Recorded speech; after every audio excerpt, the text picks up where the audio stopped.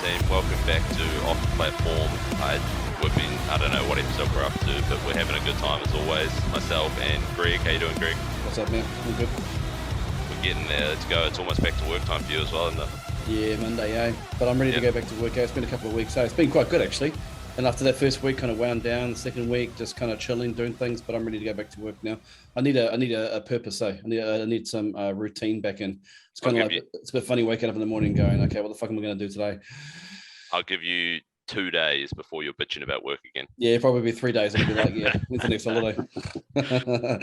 And today we are joined by the Forsaken Warrior, Mr. Steve Johnson. How you doing, Steve? I'm doing good. You guys said it right. Some people call me Foreskin Warrior, I guess. I get that a lot too. I used to have that in my Instagram handle as an AKA, because people used to say like, "Oh, I thought that said foreskin." So I'd be like, "Okay, I guess I'm the Foreskin Warrior too." So yeah, fuck, just roll with it. Just roll with it. Yeah. I'm assuming that was like over the internet as well, not like to your face. Oh yeah, I mean, some people say it to my face, but I mean, anybody that knows me, I'm a jokester, anyways. Though, so, and I'm surrounded by most people that know me, so they're not afraid to talk shit to me, I guess. That's good. Nice. All right, we're gonna do that from now on. Then, Steve, the Foreskin Warrior. Sounds good, man. I like it. So another point of contention is if you look up Steve on Open Powerlifting, it's got Steve Johnson number 2. What's that about? Who's number 1? Who the fuck's number 1? I believe I'm the number 1 as well. So I've seen that for years and I never understood. I think the number 1 is my 275 when I was competing at 275 pounds. And then I don't know. I've seen it on there twice, but I think the number 2 is all the better numbers anyways. So we'll run with that. Yeah. So I mean, we were just talking about this just before we started recording, but like some people might not be aware of who Steve is, given that he doesn't post too much on socials yet with lifting. Well, not yet, as of recently. But I would say Steve's probably one of the OGs when raw powerlifting first sort of took off. Because when did you get into powerlifting, Steve? So I started out from fitness in general. Let's say I started out young, and honestly the journey was just because I was a fat kid and I was having a hard time meeting girls, and I was like, okay, I saw my friends, the ones that were in shape and looked good, and I was like, all right, I got to work out. So I started getting crazy about it about 18, 19 years old. Started off, I think just like pretty much everyone else does, following like bodybuilding magazines and stuff like that. It was before YouTube was a big deal and you could go search anything. I was still reading like Muscle and Fitness or something like that. And one of the people that grabbed my attention right away was Stan Efferding. And Stan has always been my favorite kind of like crossover bodybuilder powerlifter. And I always looked at him as like, that was he had like the best physique combined with like some massive strength. So to me, that was like the pinnacle of like, what you could achieve. So, and what was funny is I started watching reading Stan's article. One of them had to do with when he just won the title of World's Strongest Bodybuilder against Johnny Jackson. And it had to do with his deadlift routine. And I couldn't, like, at the time while reading this stuff, it went all the way up to 830 pounds, which was part of his routine. And I just couldn't wrap my head around that somebody could do that, because, I think at that time, my best was like maybe 400 or something like that, 400 pounds. So I was like, this is insane. This is unachievable, but it had a lot of appeal to it. So I kind of fell in love with that, and then started playing football here in the US, a little semi-pro league. And the coaches there were a little bit, they taught more powerlifting movements. So instead of doing a lot of isolation exercises, we started concentrating on a lot of explosive movements, heavier squats, deadlifts, some clean and jerks and stuff like that. And then of course the bench press, so then I just kind of started putting it all together like that. Some guys, I didn't realize how strong I was. and I was going to a regular commercial gym here. Actually, is when I lived from in Illinois. I'm from Chicago originally, so I started going to a commercial gym there, and there were some old school powerlifters hanging out, and they were always, taking up the squat racks for hours and stuff, and I was always talking, I was always talking shit to them, because I didn't kind of get the lifestyle or the environment of it yet. And talking shit, just having fun, and we kind of built a relationship like that. And then one day they were just like, "Hey man, you should do a powerlifting meet." And I was like, "Nah, that's fine. I don't really want to do that," and I didn't really care to do it. And then I guess they talked me into it enough over the next couple of years. I was like, okay, I'll try one out. And then I almost totaled 2,000 pounds my first time. So like right off the bat. Yeah. So then I was like, okay, I fell in love with it, and I just got freaking carried away with it after that. I think I found my niche, and, I just, everybody wants to find something that they're really good at, and it just grabbed a hold of me, and I was just in awe of like the progression after that. And like, finally, those people that I was watching and magazines and starting to watch on the internet, I was like, oh shit, I'm like right there with them, so it just kind of got carried away like that. It's funny you mentioned Stan Efferding, because as a kid growing up, you get introduced to the gym and you go and do your weights. You're constantly, I don't know, as a teenager, Jackson, you might have been the same as a teenager. You're constantly torn between if you've got that natural strength versus the fact that you want to have abs and be ripped and and have the girls turning their heads. But back in like 10, 20, 15 years ago, it was always kind of one or the other. You couldn't be jacked and strong. You had to be big, fat, and strong, or jacked and like okay. It was always that conundrum. And I think Stan Efferding was the one that was one of the first that came along and kind of like turned the whole thing around, and showed us that we could actually fucking look good and be strong at the same time. Then there's been Dan Green and subsequent guys after that. Yeah, and then once I seen Stan do it, and then because I could never wrap my head around the fat powerlifter thing, even though I guess I kind of morphed into one later on because I started realizing leverages and strength and all that stuff, and I was that guy too that, I saw my friends, but we were like 18 years old. They were, little toothpicks, and of course they had six packs and they were kind of cut, and all the girls like that. So of course I chased that for a little while too, and then I was like, as I got older, I realized that women liked burly, strong guys. So I was like, all right, I'll fucking run with this, I took the kids. I took the kids up to a lake about an hour out of where I live anyway. There was a bunch of teenagers there as well, and there was this young kid there, and he had no muscles except he had a fucking defined set of abs. And I'm thinking, fuck, how times change, how priorities change, because I would have chased that too back in my day. Now I couldn't give a shit about abs now. Yeah, well, I've kind of just gone with, or I guess just reasoned with myself enough that, you know what, I'm never gonna have abs, so I'm getting older now, whatever. I don't really care about it. I got my wife, and priorities change. You know what I mean? Yeah, exactly. Sure. It's one of those things they don't tell you when you start working out, eh? Like, okay, so once you actually get bigger, you have this thing in your head that like all these girls are going to be like, oh my God, it's so cool that you're jacked, but it's just dudes. Oh yeah, man. I thought I was going to attract a whole bunch of girls after that, which I mean, you do, you know what I mean? That just kind of comes with it, but you just end up with a whole bunch of guys complimenting you, the whole time. So you know what I think it is what it is though. I think it's just that you feel good about yourself. So you portray a lot more confidence, and women find confidence really appealing, probably less so than the actual physique, but because you feel good about yourself, got all these dudes saying, hey bro, you're fucking looking good, man. You start feeling good about yourself, so you start holding your head a little bit higher, and you start being a bit more out there, and then obviously women find that attractive. Oh yeah, I completely agree with that. Because as I started working out, the first journey of it was all weight loss, and as I started losing weight, and girls that were hanging around us all the time were like noticed it, then of course my chest got a little bigger all of a sudden, and I was like, okay, yeah, and then I had a little bit more confidence, and I wasn't as quiet anymore after that. Then I started letting my personality out, and then it all goes from there, right? Same old story, eh? Same old. Yep. So if So you're Steve- go sorry. ahead, go Jackson. I was just gonna say, Steve, because your wife, you met her lifting in the gym. Or- Yeah, actually, how we met was kind of funny. I was still living in Chicago. I owned a gym out there called Chicago Barbell Compound, and I was one of the co-owners of it.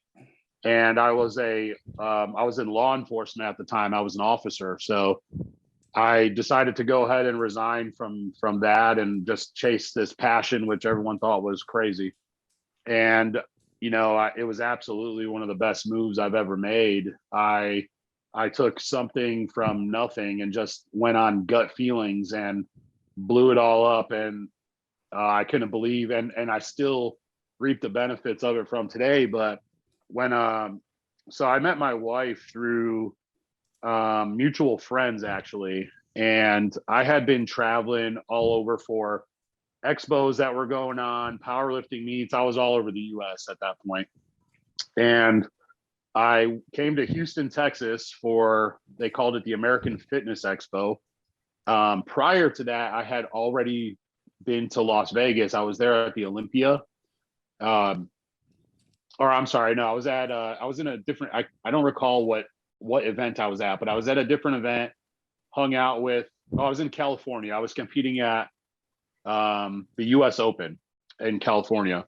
And I met two people from Houston, Justin and Kat Dubs. They owned a gym called Dubs Barbell in Houston, Texas. And so we kind of clicked up there in California, had dinner with a bunch of the lifters the night before the meet.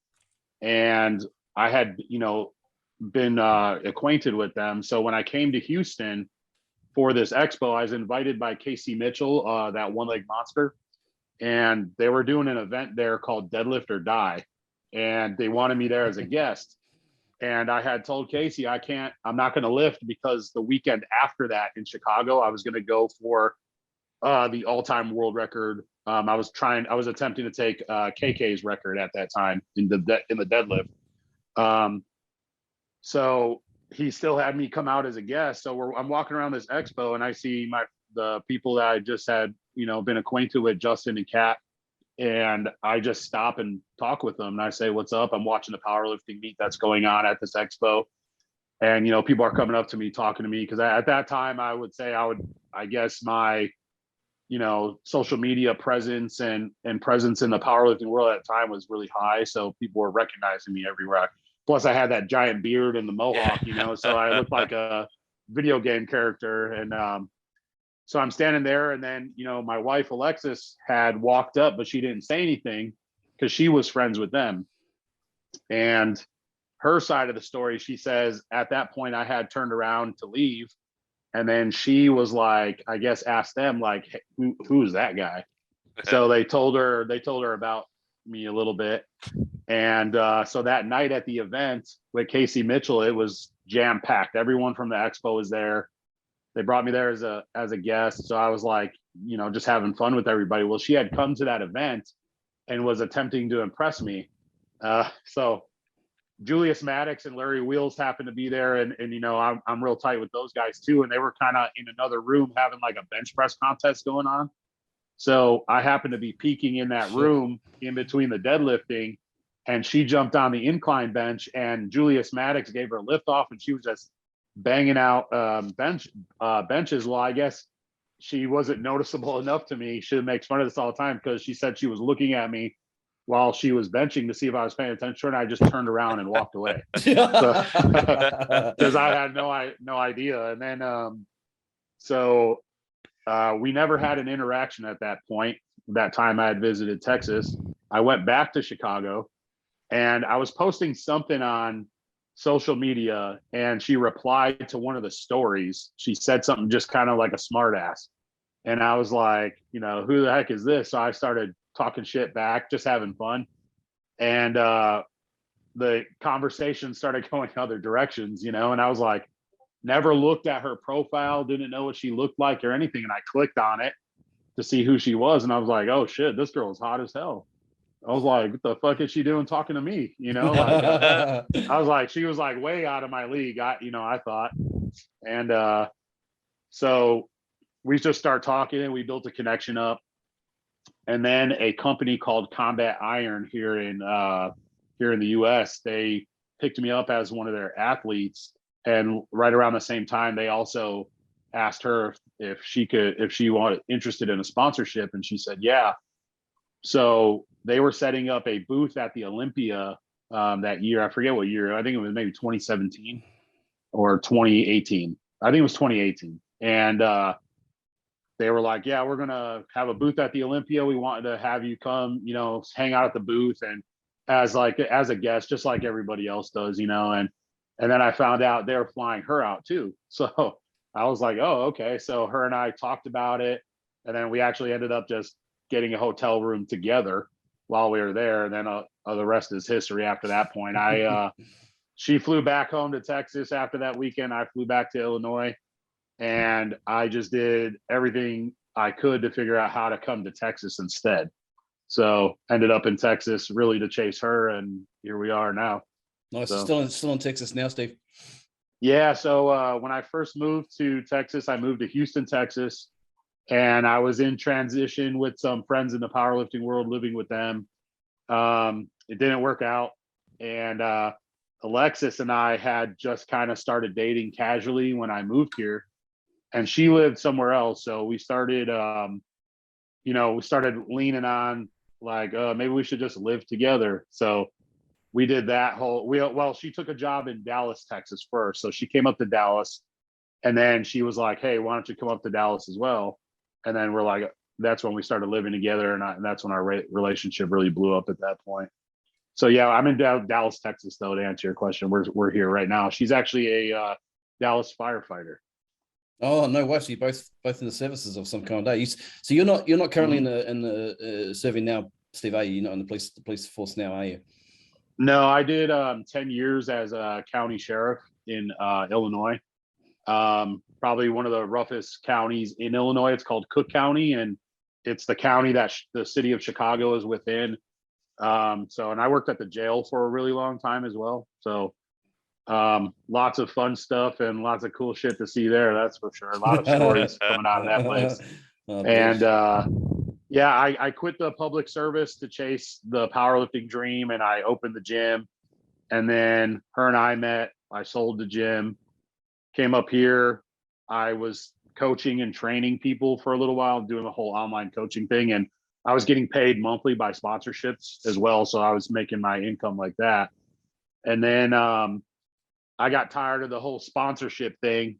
And I was just tired of being like a slave to everybody else's, stuff and telling you when to post and what to post and these generic posts that I was like, I got to get out of this. So I started just cutting everybody off.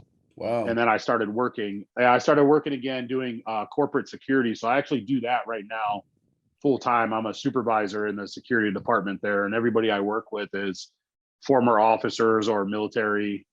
So it's a very well-paying security job. It's not like a parking lot attendant. We get paid very good salaries. Yeah. Nice. That's interesting. You threw away all the sponsorships, eh? Like I think I can probably name 90% of powerlifters that are up and coming that would kill to have a sponsorship, but it wasn't for you in the end. You just didn't like having to bounce around according to their whims. Yeah, it started out fun at first, and I loved it because I was with 8-Man for a long time. And Mark Bell's Slingshot, which they still hit me up and they send me stuff as if I need it or anything like that. So I've had a long relationship with Mark Bell. I still have a relationship with all the 8-Man guys. Everybody that I was sponsored by, I still have a good relationship with them. I just wasn't, like I said, I didn't want to be pimped out anymore, and I wanted to do my own thing. And if I didn't feel like wearing certain clothes or being in certain locations, then I could just do whatever the hell I wanted. And I had started the Forsaken Warrior brand in 2015, and I really wanted to run with that more. So I always had these aspirations of just printing my own stuff and just doing it. And finally on it, that's what I do now. So, but yeah, I was just tired of doing what other people wanted me to do, basically. No, fair enough too. So that side of things, Steve, I feel like a lot of people that are on social media and stuff don't understand this whole like difference between actually what a sponsorship should be and what it is versus like, hey, I've got a discount code, use my discount code. So you were effectively a fully sponsored athlete receiving checks in the mail monthly, salary paid, etc. Yeah, I was making enough money to maintain a living, and then on top of that, you know, like I said earlier, my status in the powerlifting world at that time was peaking with all like the Mark Bell slingshot stuff, and 8-Man was getting really big. So I had built like a cult following within those companies of my own. And I had my YouTube channel and my podcast as well that I was doing. So I had all these avenues of advertisement. So, which is funny because the same way that these companies were using me to advertise their stuff, I was using them to bring attention to me so that I could sell more coaching and powerlifting. So I think a lot of kids nowadays, they haven't figured that out. They're just willing to just like hoe themselves out for fucking free t-shirts. You know what I mean? Yeah. Like, and don't get me wrong, I was too at first, you know what I mean? I was willing to do pretty much anything or do the craziest fucking shit to get attention. But the goal was always much larger than that. And I always felt like I had a higher talent than just, you know, trying to be a pretty face, showing my ass off and just wearing a t-shirt on the internet.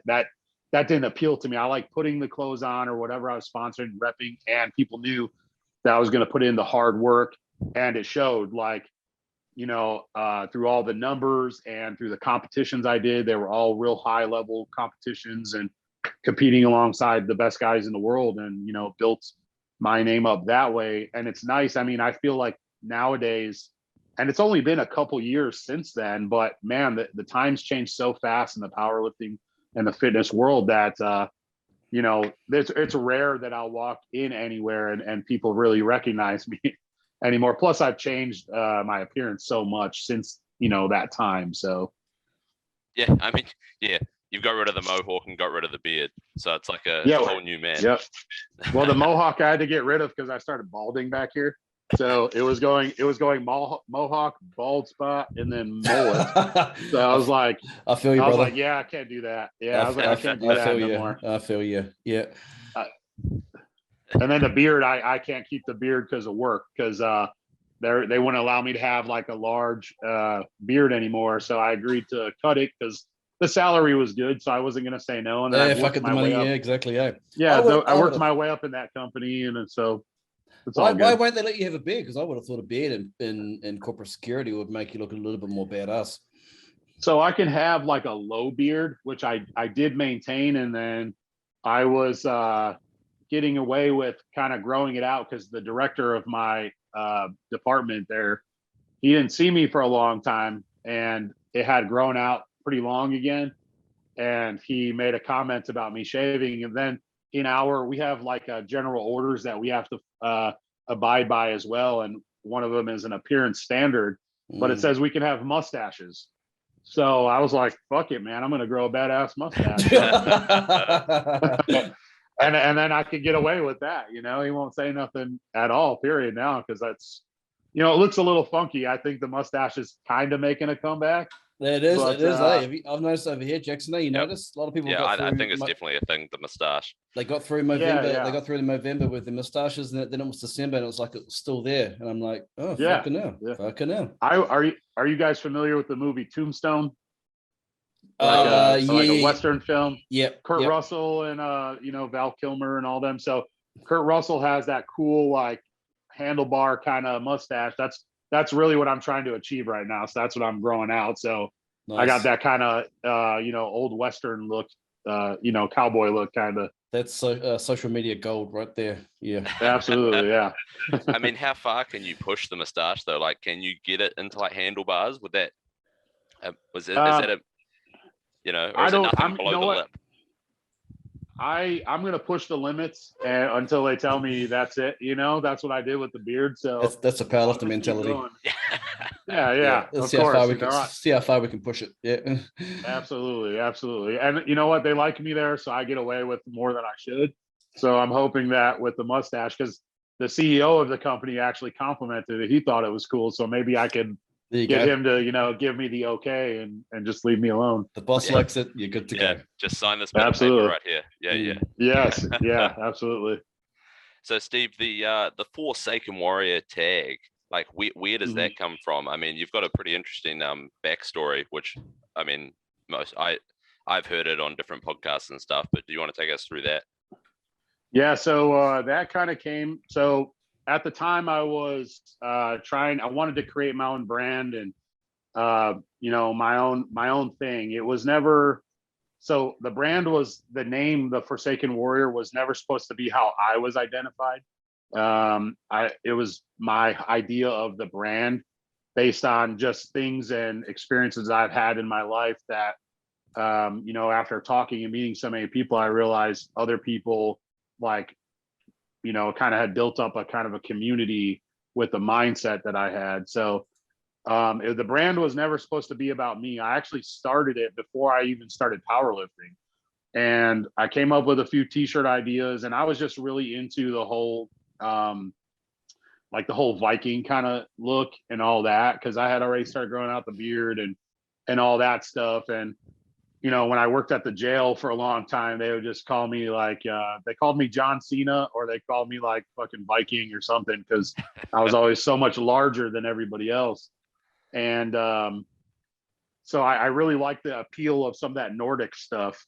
So we started playing around with different logos and stuff like that too. So I actually was going to post some of the original logo ideas and how it manifested into what it is. But basically the whole idea behind the Forsaken Warrior thing was just like the people that felt like, the world was just against them, and they're just going on this journey by themselves. No matter what anybody says or criticizes, you're going to do anything and everything you can to be who you are and achieve what you're going to achieve. And I felt like that was my journey, just to kind of sum it up, and that I felt like that was kind of my journey at the time. Obviously, as the years have gone by, I've been a lot more successful, and there's a lot more people in my corner and stuff like that too. But I built this thing up so much off of that ideology, and a lot of people, I guess it just resonated with a lot of people too. It really hit home a lot for me too. And sometimes when I read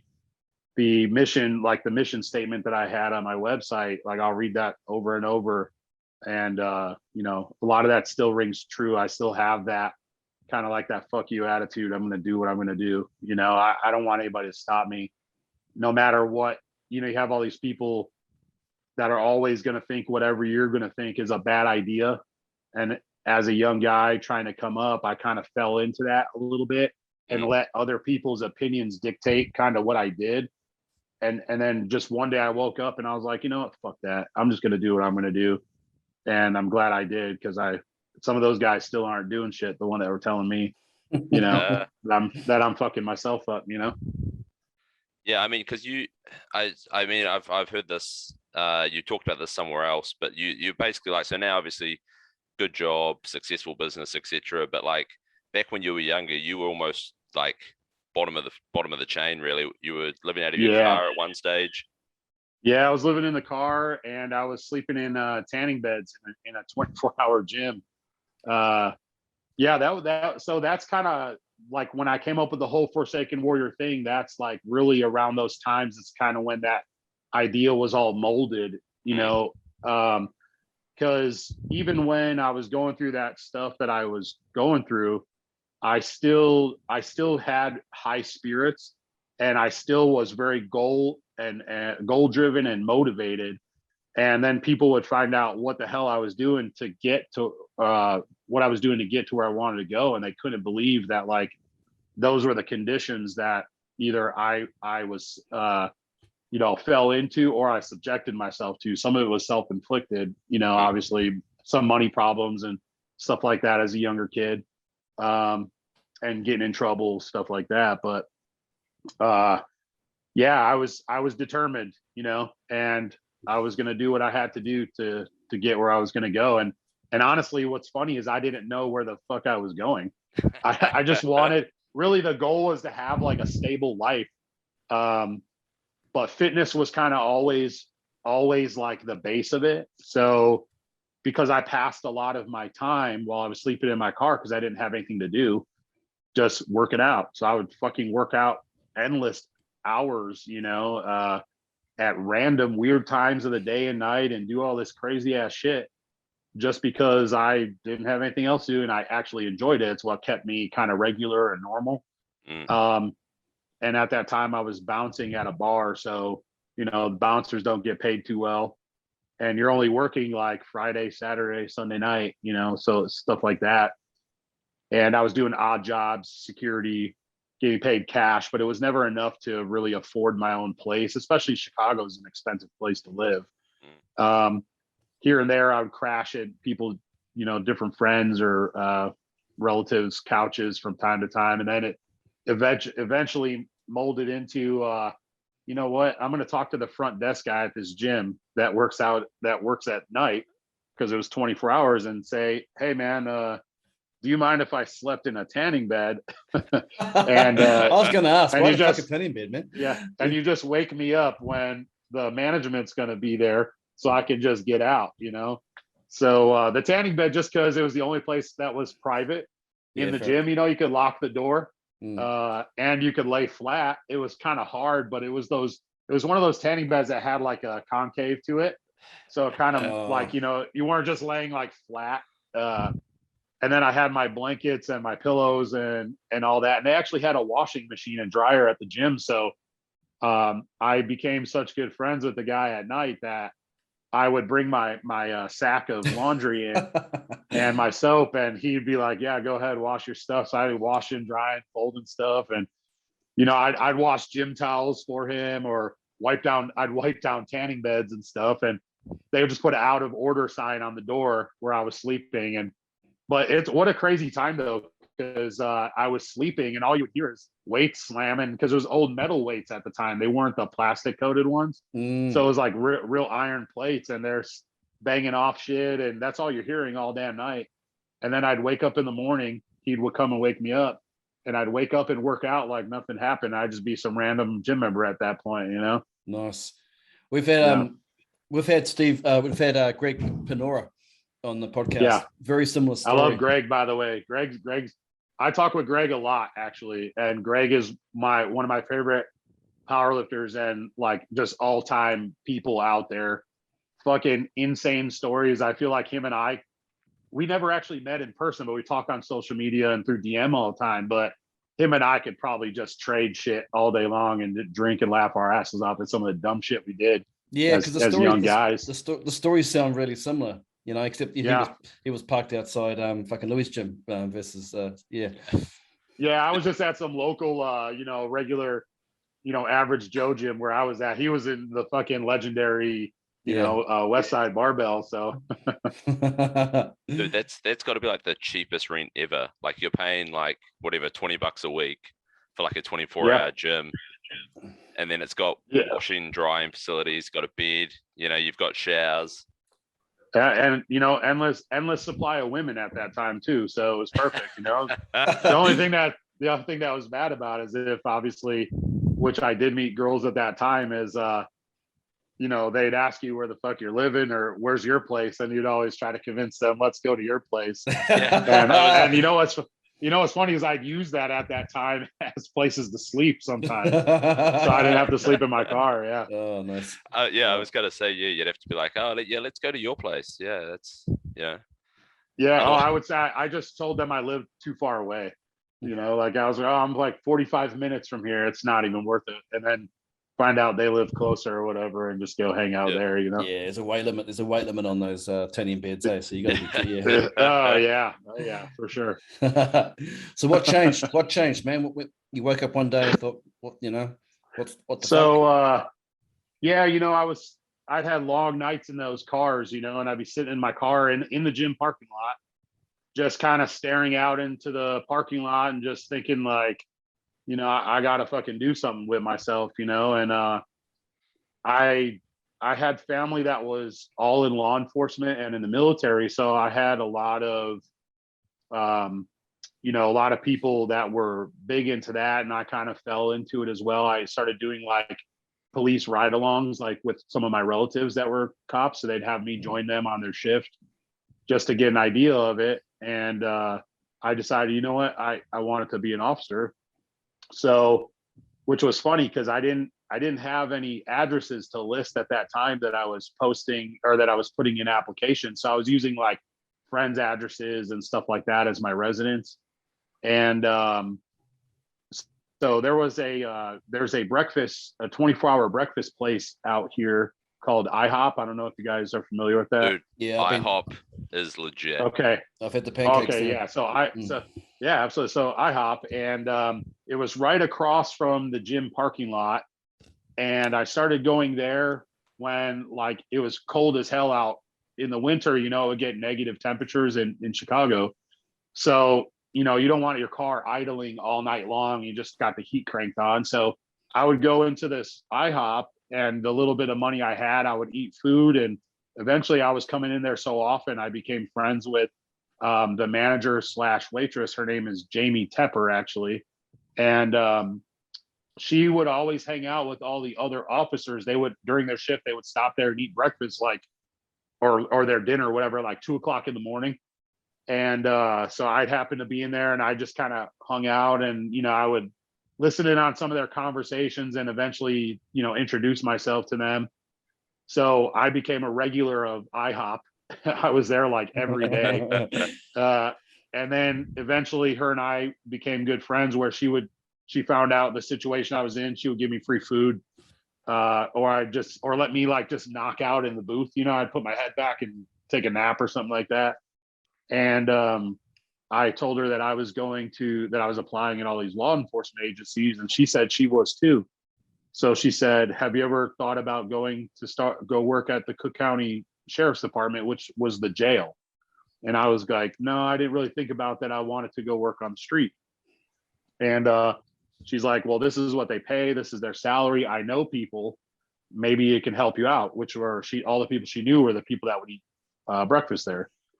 So I was like, "Okay, I'll go and I'll sign up the application." They only gave out applications one time a year, and it was on my birthday, November 4th. They would do the applications, and I happened to be working at the bar that night, and my manager let me leave early because they were only going to hire like 60 people, but 10,000 people would apply for it. Yeah. Fuck. So just crazy.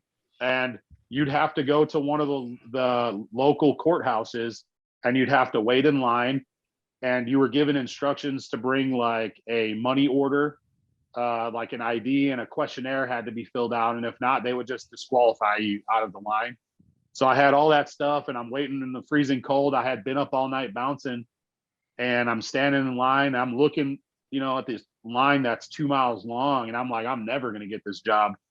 And went ahead with it anyways, filled it out. And then next thing I know, I got invited to, like, we had to take like a written examination, like an aptitude test.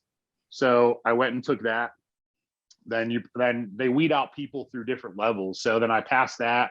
Then you get invited to the physical. And, you know, I was like tip top shape at that time, athletically, not as a power lifter. Actually, I had some athleticism at that time. And passed that. And then all of a sudden the interview process, it took about a year. And from 2006 is when I applied. And then 2007 is when I got hired. And finally I was like, oh man, I got this big boy job now. You know what I mean? And then suddenly I had money. I got rid of my old piece of shit car I was sleeping in. Got an apartment of my own. I bought a BMW, like all this crazy shit. You know, I was like, thought I was big time. Yeah. Oh, right away. I had no problem with spending all the money I made right away, you know. And then, yeah, that's really what grounded me and started me kind of on my adult journey at that point, which I was 23 years old when I got hired. And then I resigned at 33 years old. I got hired in 2007 and resigned in 2017. And what was the reason you resigned? Was just to follow that dream, that powerlifting dream? Yeah, well, so I was I started getting really into powerlifting, and it wasn't so much that it was a lot of stuff like, I guess, interdepartmental kind of stuff and the politics of the police force that I just started not really caring for too much. Because Chicago is really, you know, if you don't know anybody, you're not going to move up, let's say. And I had started to realize that because I didn't have any, let's say, connections when I got the job like some other people did. So there was no chance of me advancing, you know. It was just, that was just something, a hard pill to swallow, I guess. So I started to coach people, like the whole online coaching thing started like not too many people were doing it. And I was like, well, you know what? People are always asking me for workout programs, and I was always just writing them for free. And I was like, you know what? Why don't I just get paid for this? Because I was tired of writing a program. I was tired of writing a program for someone, and then I give it to them, which would be on scratch paper, give it to them, and then they throw it away, or they get, you know, they'd wash it in their pants or something like that. And I do it over and over. And I was like, you know what? It's $200 for it. And then now all of a sudden they were actually going to be washing it because there's a value. Yeah, there's a value put on it now. Then, okay, you know, so I realized people are starting to kind of look to me for that kind of stuff. So I put it out there on the internet, and I was like, you know, let me give a shot at it. And, you know, people bit really fast, and I had really good success with like the first few clients I had, and they weren't powerlifting style clients. It was kind of more of like what they would say like power building style, where I had the compound movements thrown in with a lot more bodybuilding type accessory stuff. And I'd write diet plans as well with people because I actually cared about my physique, and I dieted pretty well at that time. And it just the word of mouth after that, and then it got so big that was my main source of income over the police department. And I was like, okay, well, I'm tired of this here. Let me pursue this a little bit more. And then that's simultaneously, that's when I was powerlifting and people started taking notice, because it was mainly on the deadlifting where they started noticing me before they started noticing me as an overall powerlifter. Because I'd post me deadlifting online, and they're like, who's this guy that just basically I showed up on Instagram deadlifting like 800 pounds, you know, on like those hexagonal plates in like a shitty commercial gym, you know, and on stiff bars and all that. And they're like, and then I started getting notice of like the Lily Bridges and stuff. They were local to where I was, and I didn't know who they were until I started getting involved in the powerlifting world. Then I found out about Ed Cohn, who was also really close to me. Now I started linking up with those guys, and then I just molded the whole thing really from there. Nice. And then, so, I mean, that's one of those things, isn't it, though? You as long as you've got a catch, you know, people start paying attention. So for you, it was deadlifting. And I mean, so 800 pounds, like these days, people are like, oh, 800 pounds, whatever. But this was, no one was ever, like 800 pounds was the pinnacle back then. Yeah, there had been a handful of people like, you know, that deadlifted over 900 at that point. And then everyone was around the 800 pound mark and mid 800 pounds. And you had a lot of people chomping at the, you know, the 900 was the holy grail of it, you know? And, you know, I was one of those guys as well. And then I started hanging out and on the weekends to go work out with the Lily Bridge team. So deadlifting with like Eric and his brother and Derek Kendall. I don't know if you guys know who that is.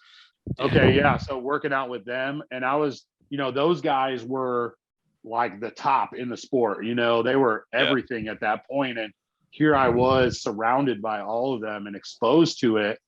So I just kind of started watching them and adopting my style. And actually, my deadlifting technique started out similar to Eric Lillybridge's, because that's who I idolized myself after, because you know, he was a big guy too.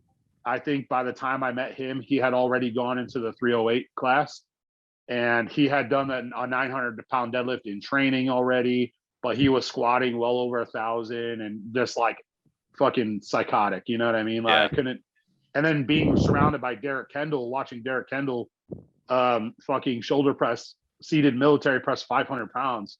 Yeah. and shit like that. But the one thing I had over Derek Kendall was my deadlift was bigger than him. So, he was still like in the sevens and I was already crossing into the 800 pounds and all that. So being really exposed to those guys and then going to meet with Ed Cohn to refine it a little bit more and not be so wild, I guess, with my lifting, a little bit more controlled, even though most people knew me for like the intensity at the time and how I'd rile myself up, banging my head off the wall or going so hard that I'm passing out and shit like that, Slightly off track, but what are you still in touch with Derek Kendall? Whatever happened to that guy? No, I actually haven't talked to Derek in years, but so there was another guy after the Lily Bridges and that gym, it was called Barbell Central, started to kind of fizzle out. The owner of the gym kind of started going through some financial stuff. So everybody just kind of started dispersing all over the place. And Derek Kendall would come meet at this gym. I forgot what it was called, but I had been working out with another guys from the Lily Bridge gym, and his name was Matt Clausen. Not a lot of people. Matt at the time was like, he was a bodybuilder, but he was totaling like 2,100 pounds. Big bencher, like around 600-pound bench. His deadlift was close to the eights, and he was squatting over 800 in the squat. So I started working out with him more regularly. And then Derek Kendall would start showing up. And then basically what happened with Derek is he did Boss of Bosses. And then after that, it seemed like he disappeared. Yeah. From what I heard is that he tore his erectors doing a 900-pound front squat. And then just decided, fuck all this stuff. And then moved to New York and became a teacher. So as far as I know, he's still a teacher in New York. Yeah. Yeah. I remember seeing I remember seeing him front squat over 800 pounds. And I was like, this is fucking ludicrous. Man, I saw that shit in person. I saw a 900-pound front squat and I was like, I barely knew him. And he was like, hey, can you spot this? And I'm like, okay. Like I was fucking terrified. Like we were all big guys doing it, but I was like, he was getting ready. Front squats was in his training regimen, I guess, leading up to the Boss of Bosses meet. I think he did Boss of Bosses 1 or maybe 2. And then, so he was there prepping with us all the time. And I was like watching him fucking warm up. And then when he gets to it, like I'm watching him go through the front squats, and I had been doing front squats as an accessory too, but I was only doing like 315, 405, somewhere around there. And then this guy just loading it up. And I was like, holy shit, man. And then he's like, hey, spot me. And I was like, do not let this guy die. I was like, if he was going to get hurt, I was going to feel responsible for it, but he did good. But that guy is a guy that like some of the new powerlifters nowadays, they don't know about him. That dude is, I think honestly, besides Dan Bell, who was working out with that group at that time too, Derek would be right there with Dan if he would have kept up with it. I mean, just fucking freaks, man. Absolutely. And Dan Bell was a guy I was exposed to a lot too. So I was surrounded by like all those guys really when I was kind of up and coming with myself. So a lot of motivation right there. That's interesting. You know what occurred to me, Steve, when you're talking there, because you talked about the police force and how progression didn't happen unless it's the people you knew. But as soon as you got into powerlifting, you start to surround yourself with the big names. You could talk, Ed Cohen, the Lily Bridges, Derek Kendall, and so forth. What a fucking move from the police force to this. Where it's all based on merit. It doesn't fucking matter who you know, and it's what you've done. So in powerlifting, you get the recognition from your lifting, which is still got that purity about it. There's no bullshit artists in well, there probably are, but there's very few bullshit artists in powerlifting because your numbers speak for themselves. Yeah, absolutely. And what's crazy is I had been involved like a lot more on the body. I knew more bodybuilders than I did powerlifters. So all these guys like Ed Cohn, the Lily Bridges, I was just finding out about them. I didn't know shit about them. And I was just like, and what I started to realize the passion for the powerlifting that appealed to me more is that, I had been to bodybuilding shows and, I had done the whole like ooh and ah thing. And, now it's like, whatever, you see a muscular guy, you fucking seen them all. Right. So powerlifting though, what dragged me in more was going and seeing these guys where it was just like you actually had like that jaw dropping moment, because it's hard to process what someone's doing, unless you do it yourself, or like, what weight feels like. And like to watch it live in person, you're like, holy fucking shit, it got me excited, like way more than bodybuilding. Now I make fun of bodybuilding. I say, I have a shirt that says, I'm not a bodybuilder, I do man shit. And so I always fuck around, and I'm friends with lots of bodybuilders. They actually wear the shirt. They think it's funny too. And so when people ask me, what does that mean? I just go, I'm just not into male pageant shows. So they all think it's hilarious, So, yeah. Sorry, go ahead, Jackson. So I was just going to say, so obviously you come through. When would you say was your real like breakout moment as a powerlifter as such? Was it the 900-pound deadlift, or what do you reckon? So I don't think that was the 900 deadlift was, I think, kind of like what really stapled me in as one of like the best, lifters in that weight class. Which that meet is a whole other meet in itself. Like that's a whole nother story. But what really put me on the map more is when I totaled it was like 19, I think the total was like 1930 or 1940 or something like that as my first meet. And, locally people like, oh shit, because I didn't know the importance of a 2,000-pound total at that time, and I was like, okay, whatever, 2,000 pounds. Well, then the meet that I did, my first ever meet, was a qualifier at the Arnold's for the organization called I think it was like XFO or something like that. XPC. XPC, yeah. And so I got qualified to compete in that. And then I went there and totaled over 2,000 right away. I totaled 2,040 pounds, I believe, something along those lines. And then that's when people were like, 2045.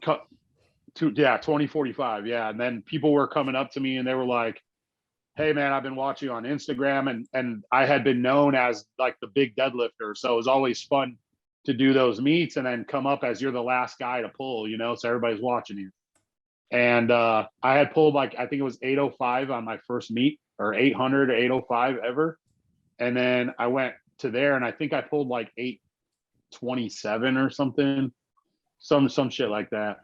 And everybody was like, everybody was like, oh my God, who is this guy? So people started taking attention.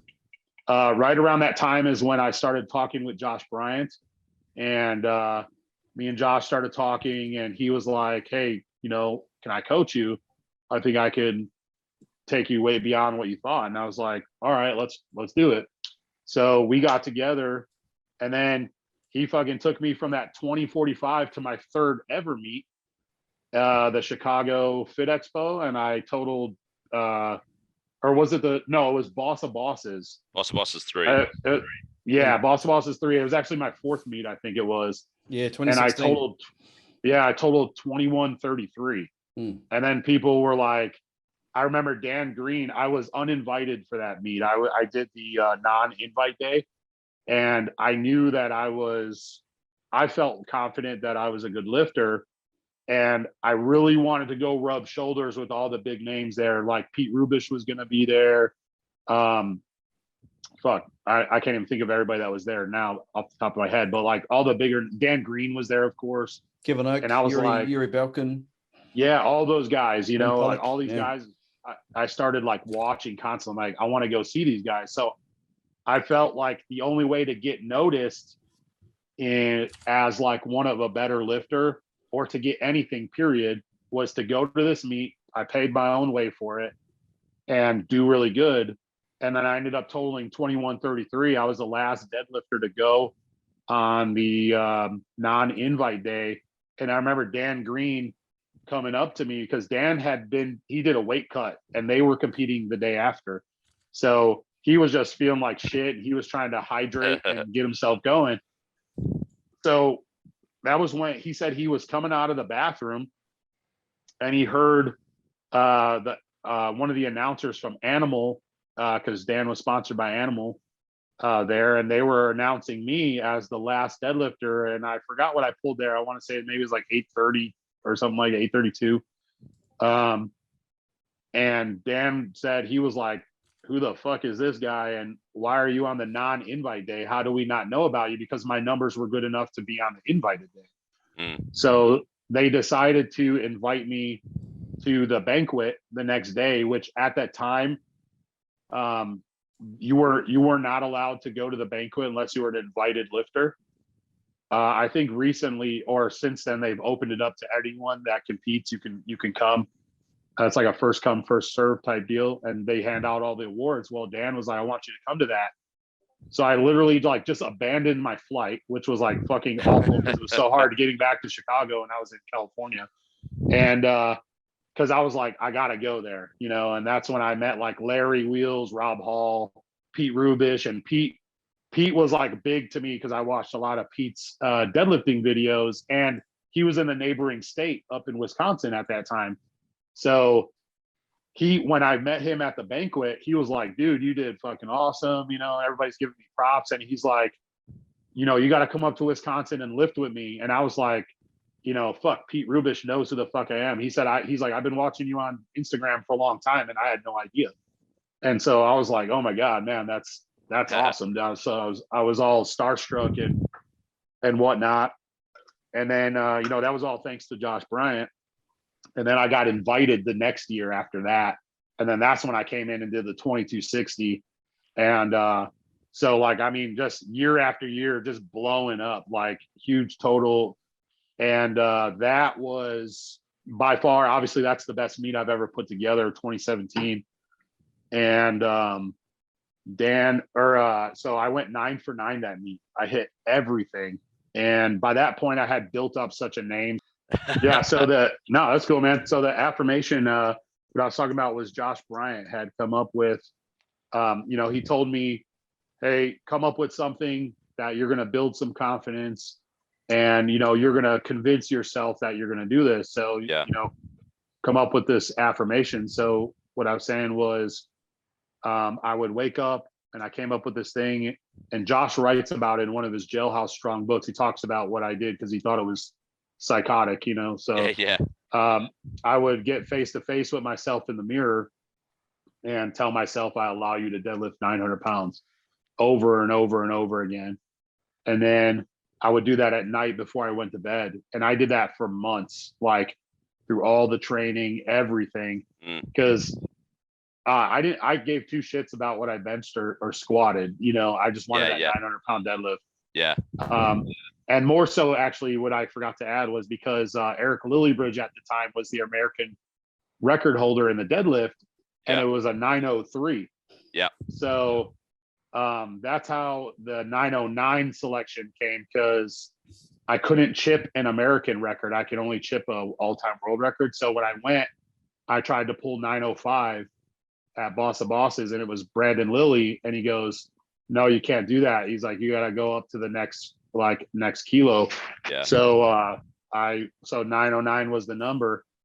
And I remember when he pointed at it, he's like 909. And I was like, let's fucking do it, man. He fisted on me. And I was jacked up. That's sick. At that point. Yeah. Even one of the videos of me that day was the camera guy. I had just deadlifted my second attempt, which was 855, which was also a PR for me at that point. And I went outside, and I'm just staying like collective, but I'm amped up. Like I'm waiting for them to go back through the roster to get back to me. And I was doing something, and my camera guy came up to me and he goes, hey man, how you feeling today? And I just was like, I looked at the camera and I was like, you know what? I came here and I did everything I said I was going to do today, and I'm going to go inside. I'm going to do that shit too. And then literally like that was it. 5 minutes later, I did it. And I was like, of course my video, I do my little goofy little hop, you know, and all that bullshit. But you know, it was a good moment, man. So you were just saying your heaviest deadlift in the prep up to that was 845. Up to that point, it was up to that point, it was my last heaviest deadlift ever had been 832. And then 845, I pulled at the filming with 8 Man, which was a PR for me. And then my second attempt deadlift prior to the 909 was the 855. That was a PR as well. And then I added another 50 pounds onto that right away. So yeah, pretty crazy, man. I mean, that's a huge jump. What was your lift before the 855? I opened at 805. Okay, so 250-pound jumps. Yeah. Nice. And I remember when Brandon Lilly like gave me so many props because he was like a good announcer, and him and I had same thing like me and Greg Tenora.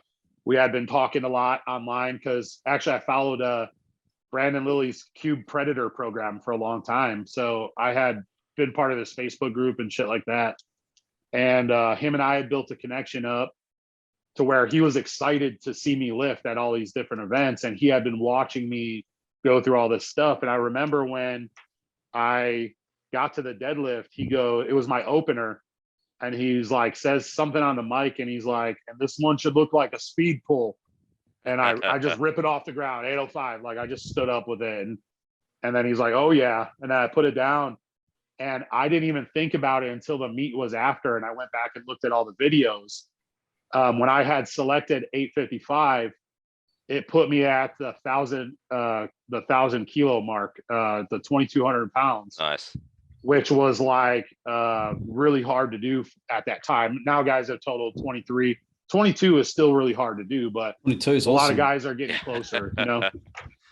And so I remember going back and listening to the video, and Brandon Lilly's like, he's like, and now the Holy Grail, 1,000 kilograms. And I pulled the 855, and they were all cheering just because I hit the 2,200.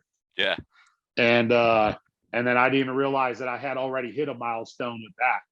And then of course the 909 followed it. And that, put me at the way other end of 2,200, almost 2,300. And then, I joined that 1,000 kilogram club. And then more importantly, I hit the 909, and then I beat Eric Lillybridge's American record. And then I was the current American deadlift holder in the 308. So, and I think at the all time, maybe I was pretty high at that point. I want to say, I think I was in like the top 10 at least. Yeah, 100%. There wasn't many people pulling over 900, especially back then. I mean, even now, there's not really, but. So, yeah, I want to say I'm probably still, I know I'm at least in the top 20 of 900s. Yeah. And then in my weight class, I think I'm number 3, nice. Something like that. So that just shows you didn't even realize you'd hit 1,000 kilo total, which was your first 1,000 kilo total. So like that just shows how important that 900 was for you. Oh yeah, absolutely. I was like leading up to that, just like I was saying, with staring at myself in the mirror, saying all that shit. I was like, I had already convinced myself that I did it. Yeah. Basically, that was the affirmation I was talking about, was that I had tricked myself into that I already did this. So it was nothing to me. And then I walked up and literally did it like nothing too. And what was cool about it is Stan Efferding was a side judge that day. And so Stan had been like this guy, obviously, like I was talking about earlier, that I was following him forever. And it was like these huge accomplishments to have and be surrounded by all these people, and to be basically, I considered it like, you're part of the elite club at that point, Yeah. So that whole like allowing yourself to pull 900 pounds, do you think that like mental limitation is what holds a lot of people back? Oh yeah, big time. And a lot of the clients I've worked with in the past, and even still some now, is that you can tell when you're watching them warm up, you can just watch the confidence start sinking when you start putting different numbers into their program. You just start watching their mindset, and then like, they don't even have to say it. Sometimes you can see the second guessing on their face. And I think that's the difference. I always try to tell them, like, when I was coming up through this, there was no second guessing myself. I went and tried it and put everything I had into until my body said, okay, that's your limit right there. And then I would try to build off that. But I never went into anything thinking I couldn't do it. Yeah, it's crazy the limitations it puts on it. And I think for yourself, like obviously breaking that 900-pound mark, do you think in powerlifting there's a lot of those sorts of milestones that once one person hits it, that then multiple other people, like, that's that switch that then people are like, oh, actually, okay, people can do that. That's fine. I'll try and do it. Yeah, I think so, because honestly, man, I've been seeing some, I mean, even like fucking guys under 200 pounds pulling Yeah. fucking 900 pounds all of a Yeah. sudden. That's like, whoa, shit, that's even crazier, you Yeah. know? So, yeah, I think so. You know, now that people realize it's something that's possible, then that everybody comes chasing after it, you know, just like, for a while, the goal was after I always, every time I hit 100 pounds, like I hit 700, I was like, okay, I'm going to do 800. Then I got Yeah. to 800. And I'm like, okay, I'm going to chase 9. And then, of course, after I hit 9, the goal was 1,000 pounds, which things have changed up and slowed down for me a little bit at that point. So that hasn't been the focus lately. I mean, where do you stand on the? Because I mean, there's some guys that are deadlifting some pretty hefty weight at the moment, like Jamal and like Dan Yeah. Grigsby and stuff. Where do you stand on the sumo versus conventional debate? I don't really care for it, honestly. You know, I mean, I have fun on the internet. I fuck with people about it, but you know, they all know me for the most part. You know, I'll take cheap shots at them and, you know, do the whole, the sumo's cheating shit, you know. Yeah. But I actually started out as a sumo deadlifter, which there's not too many videos out there of me doing it. And I You've pulled my deleted them That's all. first. lucky. That's lucky. Yeah. I think way back, maybe there's one video of me pulling sumo, and I think it was only like 585, but I think my best sumo deadlift was like 750. And then you know, I realized I had been toying around my deadlift, and I was like, okay, I could do sumo, but I was like, the weight just moves so much faster when I do it conventional. So I just stayed with conventional, just because the speed I could get off the floor was just, I just connected with it much better, you know? Mm. Yeah, 100%. I've also seen you do another deadlift variation on the internet, the Jefferson deadlift. Oh yeah, the Jefferson. So Massonomics provoked that, I think, you know, and I talk to those guys all the time, and they started kind of putting out, like, you know, internet competitions against people. And I had seen, what's his name, Eric something, pull like 800 or something like that. Yeah.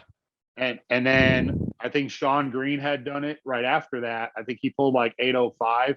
And I was like, you know what, let me try this out. And I pulled 810 the first time I ever tried it. And so I just chipped Sean Green. So that put me and Sean started going at it after that. And then Sean went ahead, like all of a sudden 2 weeks later, it comes out the video of him deadlifting the 905, I think it was. And I was like, this motherfucker, I didn't think he was going to push the limits. You know, I was the number one Jefferson deadlift for a long time. And I was like, okay, I got this shit. And then he pulled the fucking 905. And I was like, damn it. So of course I went in there and I was like, well, the 810 moved quick. Let me try this out. And I went to go pull 910 or 915. And as soon as that fucker broke the ground, I tore my hamstring. So it fucked me up. Like, it wasn't a bad tear, but you know, I heard it and felt it. So I threw the weight down right away, grabbed, you know, the typical, everybody grabs the hamstring and hops off. And I started rehabbing it. It took me like 3 months. And the bruise from that showed up probably after like 3 weeks, which was weird. I couldn't really move my leg. Yeah. And it showed up really late. So I just started doing like a lot of banded movements and like contractions, just trying to force blood and roll it. I didn't stretch it. I just rolled it out and stuff like that.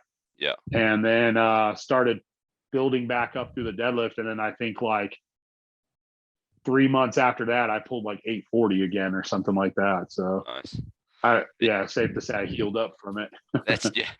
I mean, that's ridiculous. I mean, anyone that doesn't know what the Jefferson deadlift is, it's basically the bar in between your legs. You straddle the bar and deadlift up. Like, it's the most awkward thing. And you also have to make eye contact with someone the whole time just to make it super awkward. Yeah, absolutely. Yeah. It's, the whole thing's weird. I obviously the lift wasn't, it's not meant as a maximal effort lift, obviously, you know what I mean? But you know, what fun is it if you're not trying to go balls out on it, you know? So. I've never seen it, eh? So how far apart are your hands? Well, so one's in front and one's in back. You're like got the bar. You're like kind of here. I'll stand back so you can see. But you're standing up and the bar's like, and you're pulling the bar like this between your legs. Oh, fuck Yeah. hell. So, Sounds like your kind of yeah. movement, Greg. Yeah. There you go. Oh, like I'll give everything, anything go. Hey, do you Try think there's anything any, once. Yeah. what do you think? What do you think about these internet competitions, Steve? Do you think there's any merit? Do you think there's a future in it for powerlifting? People competing online against each other? I don't know. You know what? I guess like that's like kind of a newer thing. And it's like, I don't know if I could really trust it, you know, with all the fake weight stuff out there. I guess if there's like some way that they can have like judges or people vouching for the actual weight, you know, while shit's happening, but I don't trust that shit. I feel like it's got to be done in person, man. You know, just that's like the whole thing with the Eddie Hall and Thor thing. Yeah. Like, you know, Thor, I don't doubt that he fucking pulled the weight. Why would he lie about some shit like that? And he was close to doing it anyways. But it's just something about it being in an actual competition that makes me, you know, that's the real one, you know? So I still kind of I love Thor, don't get me wrong, but I still look at Eddie Hall as he's the guy, you know what I mean? And I guess from like a powerlifting, like competitive, like sort of animal standpoint, there's nothing better than being like head to head with someone competitively in person, you know? Yeah, and like, I mean, it's fucking boring when nobody's around, you know what I mean? Yeah. Like, I mean, I've had, when I was really determined and when I owned the gym, you know, I'd lift late at night and I still did what I had to do, but I despised it working out when no one was there. I like big crowds. I like people looking. I like feed off of energy. Like that's like with the animal cage when I did that. So yeah, let's that hit was, this. This is a great, this is speaking of not boring. This is a great thing to yeah. have. So the animal cage, like that's my jam. I love that shit. Like I'm not afraid of big crowds. I don't get stage fright or nothing like that.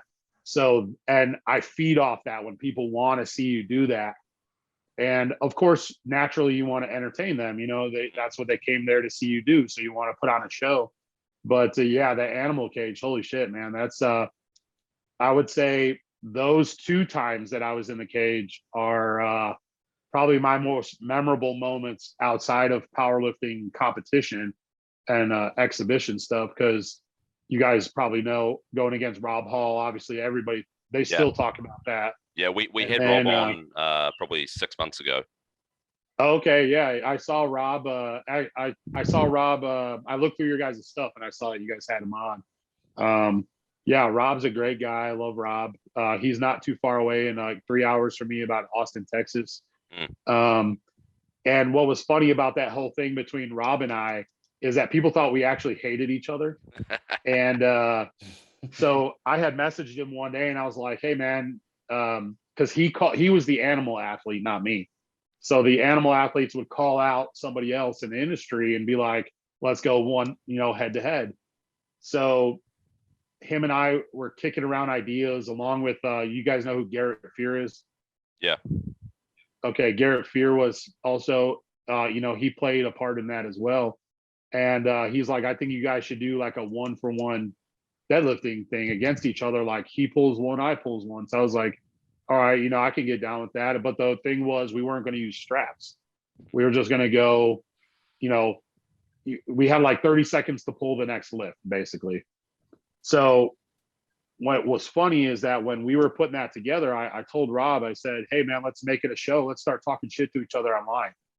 So we just started putting out all these diss like videos and posts on each other, building it up. And him and I both didn't really think that it would turn out the way that it did.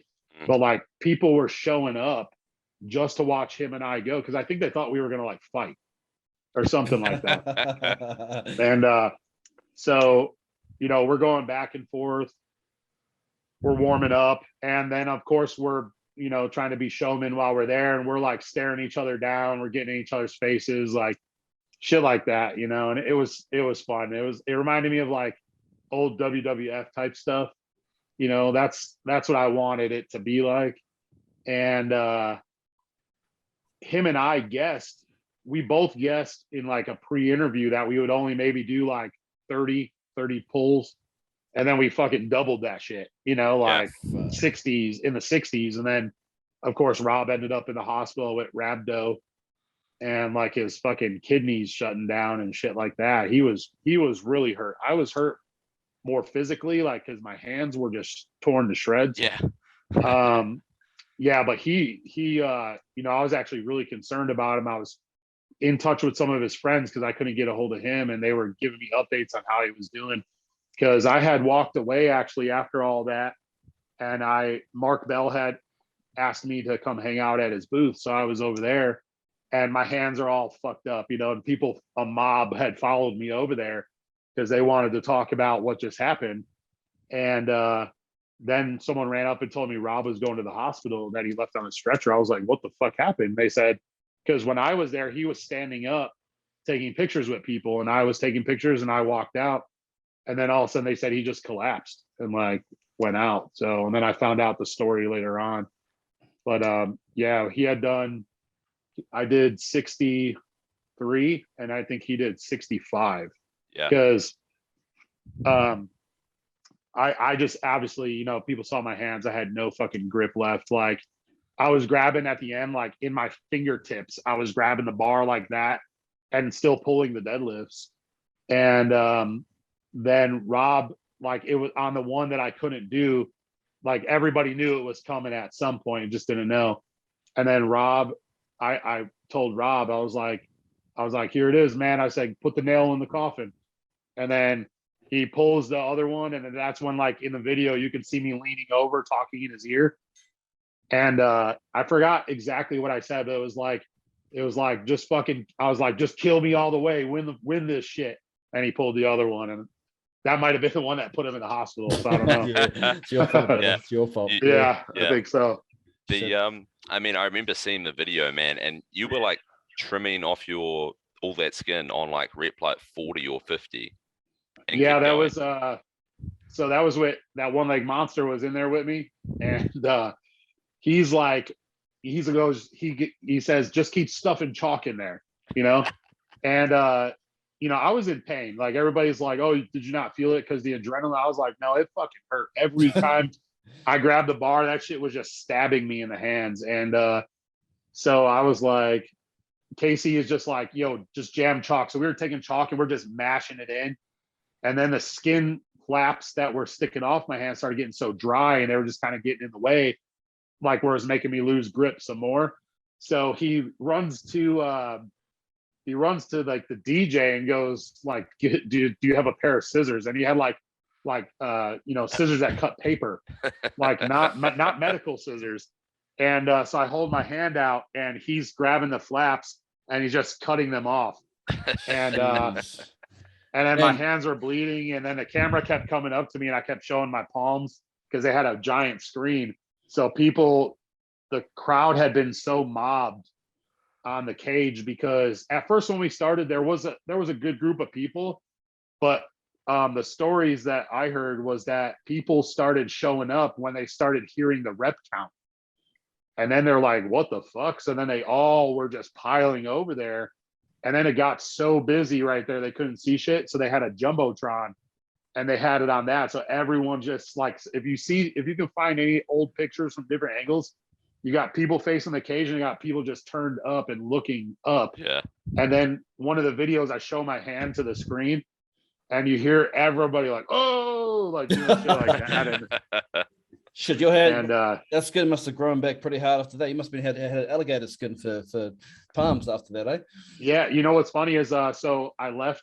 It was the last day of the Arnold's. I think it was a Sunday, and I had driven there from Chicago, so it was in Columbus, Ohio, and it was like a 5-hour drive. So I get in the car, and my hands are so fucked up, and I didn't put bandages. I barely washed them because trying to put them under the water was killing me.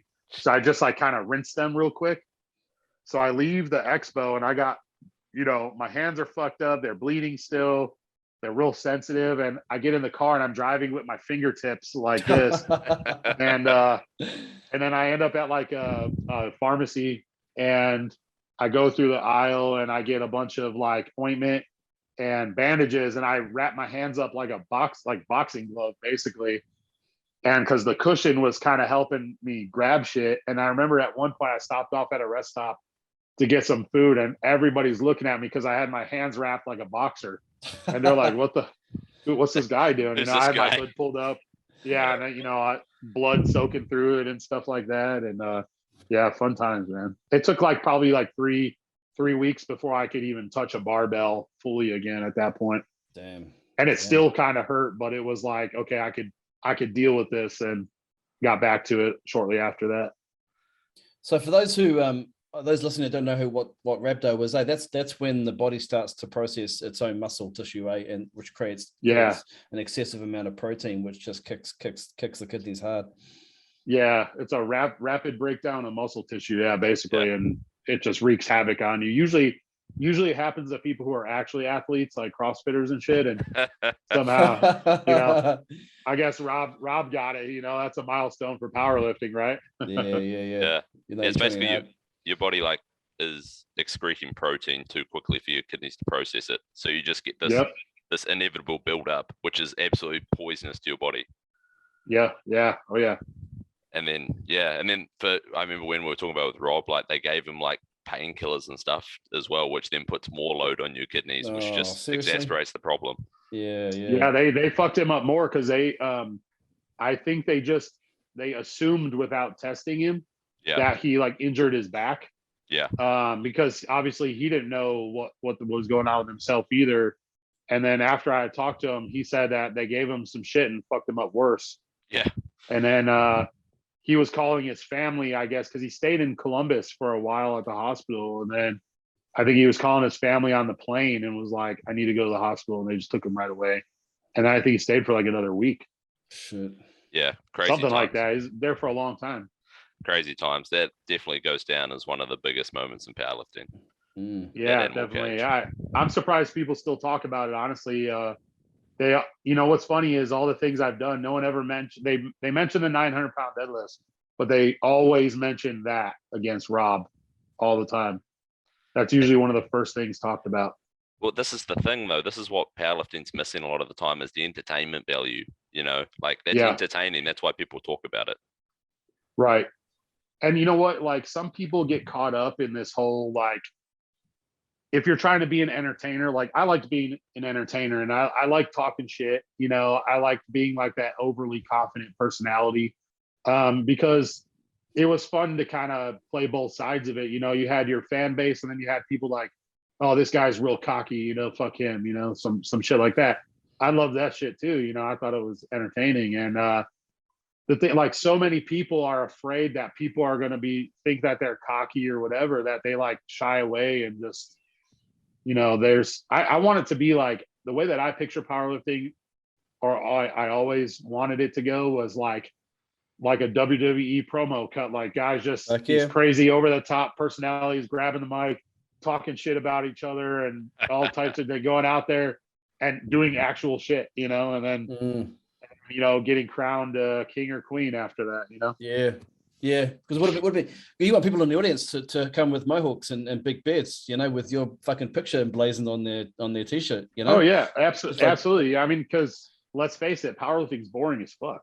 You know what I mean? I've 9 hours. Yeah, Jesus. Yeah, I've done it for years, and I fucking hate going to powerlifting meets. I like going to them so I could see my friends and all the people from the industry, and then of course you're always kind of waiting around for that big lift, but then you got to watch all the other smaller, non-entertaining ones in between. I don't want to take things from people because obviously, maybe that's hard or that's a big goal for them. But, I want to go see the fucking steroided out fucking monsters do some crazy fucking shit, man. Where they're jeopardizing their life potentially. That's the kind of shit I want to see. And bandaged hands or hospitals. You won't see many of Joe Public out in the powerlifting meet. It's usually friends, family, loved ones.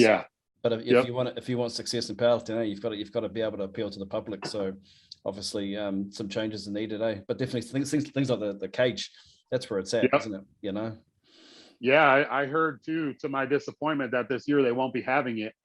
So I just found that out. Yeah. I think it's because the whole coronavirus pandemic thing. So I think that's probably part of it.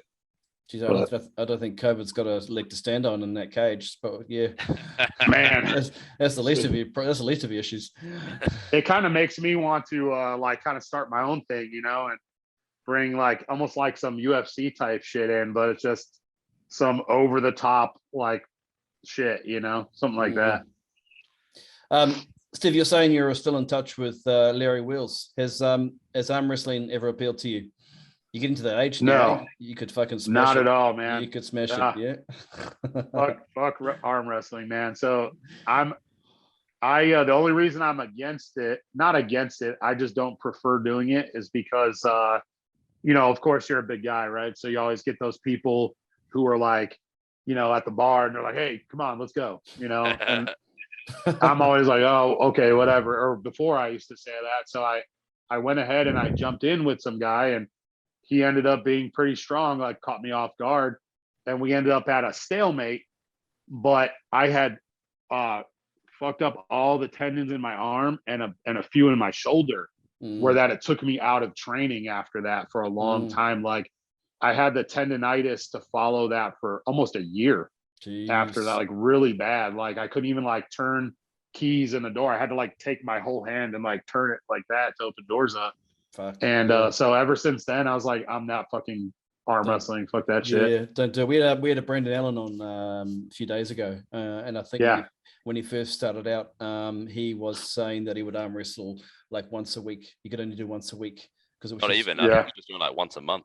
Was it once a month? Oh fuck yeah! It was once a month. Eh? Yeah. And he was just he got fucked up, but because it's all tendons and ligaments, isn't it? It's all tendons and ligaments. Oh, yeah. I had gone out to visit Brandon in Las Vegas. I was at his house and we were talking about that, and he goes, "You'd probably do good." He's like, "But you just got a lot of horsepower." He's like, "You got to build up the tendon strength, And I don't know. I'm actually getting more interested in doing like maybe Highland games. Stuff like that. That's entertaining. Yeah, I feel like I could do decent. I don't know, but I'd like to give it a shot though. So speaking of that, so yeah, what's next? I mean, I saw you did a meet. I mean, we're in 2022 now, so you did a meet mid last year after lockdowns, etc. It was the last one I did was we were actually through. It was in 2020, I believe. It was like right at. I believe it was like June. Yeah, June or July 2020. It was right near the start of the whole coronavirus stuff, and it was the Pioneer Open. And I don't remember what I totaled there. I think like maybe 21 something. I don't know. 2171. Okay, yeah, so almost 2,200 pounds. And that was like I did that from working out in a friend's garage gym.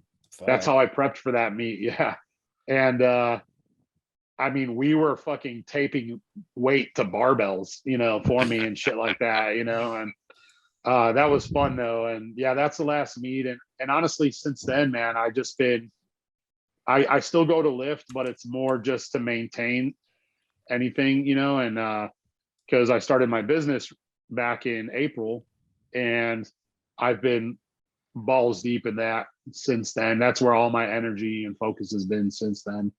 Yeah, it's one of those things. You do things 100%. So obviously, yeah. So you've started a clothing business. I've seen a lot of embroidery and stuff online, which is pretty sick. Mm-hmm. Yeah. So I do. So I decided to carry on the Forsaken Warrior brand, but take full control of it instead of I was, giving contracts to people to do my stuff.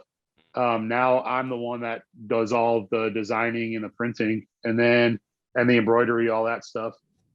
I bought all the equipment and, did the training and stuff. And then the bulk of the business of the income comes by way of other customers though. So, excuse me. So I make most of the money doing other people's projects. And then mine is really the side project. I get to kind of keep it alive a little bit. And I still show up to the powerlifting meets and I set up a booth and I bring all my stuff. And what I think a lot of people are liking now is that when they meet me at the booth, they get to meet me in person and we BS about like all this kind of stuff. And they are buying stuff that was actually made by me as well. So, yeah. So I think that's like a cool aspect of it is that I'm in the garage turned it into a shop, and I'm grinding it out in there for fucking endless hours a day, you know. Where did that idea come from, Steve, to do it yourself?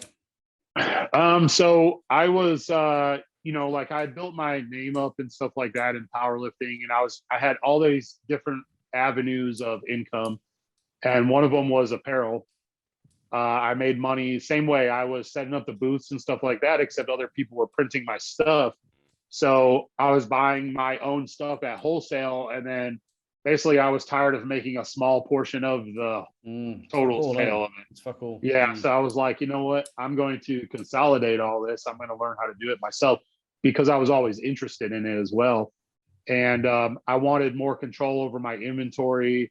And, you know, if I wanted to just make a couple shirts for something, an event or something like that, I didn't have to meet any of these minimum requirements or anything. I could just print whatever the fuck I wanted.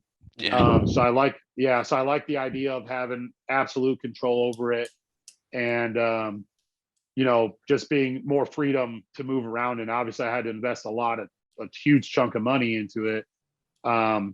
But the profit margins are so in your favor in that industry. You just have to be willing to put the work in.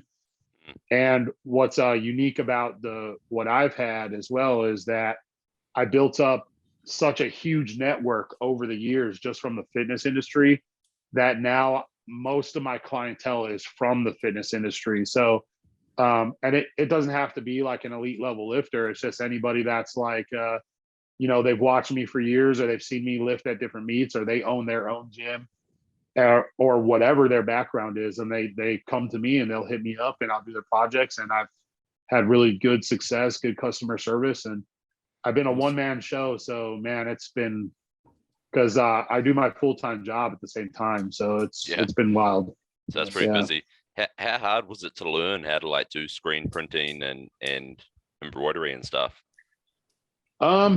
There's a large learning curve. Luckily, I know myself pretty good, and I'm a big hands-on person. Like, you can put me in a classroom with buried in books all day and I won't learn a damn thing. Yeah. But you throw me out there, you know, just guide me while I'm doing it, and then I'll grab onto it. You know, same thing with cars or motorcycles. Like, that's like a side hobby of mine too. I do really well in all that stuff, but like, I'm just a really hands-on guy. So when I learned how to do it, I asked the right questions, I met the right people, and plus just being involved in apparel for a long time, I already had an idea. So honestly, man, just like how I kind of learned how to powerlift, I fucking started reading and watching YouTube videos and just trying it, and got better, you know? Yep. Thank God for YouTube, eh? Jeez. Yeah. I mean, I'm still learning. Definitely. It's not easy. There's a lot of weird variables, and, you know, I anticipated it being a little bit easier than it was. And then, but I'm like, I feel like I'm a good problem solver. So while I'm working, when I run into issues, you know, I don't just lose my shit. I'm pretty good at reorganizing myself and figuring out what's going on and getting back on track. So nice. Where do we, where do people go to see your stuff, Steve? So I need to make a website that is dedicated to making customer stuff. But right now I have the forsakenwarrior.com, and that's the website where I sell my own apparel, but people do inquire on there for me to do any of their promotional stuff on there too. Most of the time people just hit me up on Instagram DM. They're actually really surprised when I respond to them. I respond to all that shit. So usually, honestly, I get most of my business through Instagram DMs, and my wife does a Facebook page and she promotes it on her stuff too. So I'm honestly a little bit afraid to start a advertising campaign because it's doing so well the way that it's going. And I'm afraid that I'll get so much work that I won't be able to keep up with it. So at this moment, I'm looking to increase and streamline some stuff. So the efficiency is there, so that I can then take those orders and then just crank them out, you know, and just, possibly hire an employee as well. Fuck. So we'll go in the right direction, eh? Well done. Congratulations for that. It's been, I appreciate it. Thank you. That's awesome. Right. I think we'll wrap it up there. Steve, thanks so much for coming on. Any final plugs? I think you probably covered the business. But anyone you want to thank or anything you want to mention before we wrap up? Well, definitely thank you to you guys for having me on, man. It's been a while since I've done pleasure. a podcast, and I always enjoy these. I miss doing mine. I haven't done those in probably about 2 years now. So I would like to get mine going up and running as well too. But I definitely appreciate you guys hitting me up, and it makes me feel good that people still remember who I am. You know what I mean? Absolutely. And then I've sent out DMs before and just got no replies from people. So like yeah, get a reply from someone like that I've watched since forever. I'm like, fucking A, let's go.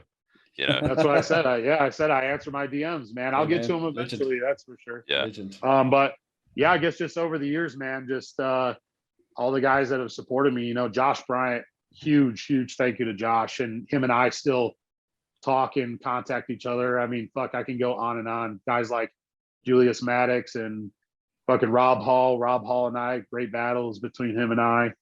And then, Mark Bell, Slingshot Company, 8-Man, stuff like that. And of course, man, got to thank myself too. I'm the one that put in all the work, right? You've done all the work, brother. Exactly. You've done it all. Awesome. All right, and my wife. I can't forget my wife, shit. right? She's the one that brought me here. Yeah, almost missed that one. Exactly. Nice work. All right, Rob, thanks so much, man. Take it easy, and we'll follow your exploits as you go on. We'll hopefully get you back on at some stage in the future. Yeah, thank you very much, guys. I appreciate it. Thanks, bro. Love it. Thanks, bro. See you later. Bye.